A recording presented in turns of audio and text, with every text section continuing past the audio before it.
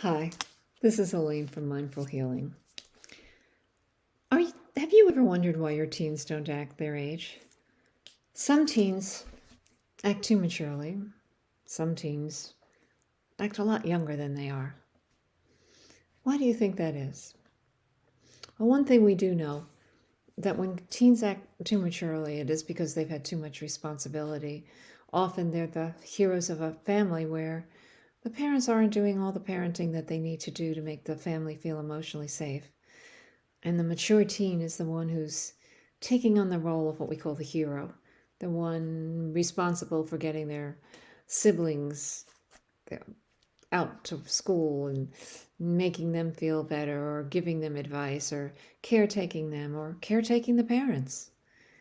And then, of course, there's the other side, the teens who act immature, who seem younger than their years.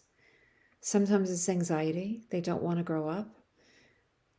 It's not just a matter of growing up, it's the fact that the world out there where they're going to launch into, the real world, has responsibilities, and then they don't believe they're capable of meeting, and they're afraid. And so they revert back to a younger age because that's when they were safer. Sometimes they choose younger friends and act younger because they're around those younger friends, and they choose those younger friends because they don't have that much self-esteem to handle their peers, their own peers of their own age.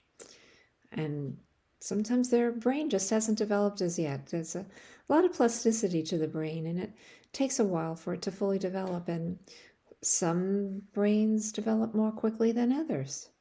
And of course, how our brain develops affects how our emotions and how we handle our emotions. The reason that your child may be too mature or not mature enough is something to think about, not something to worry about.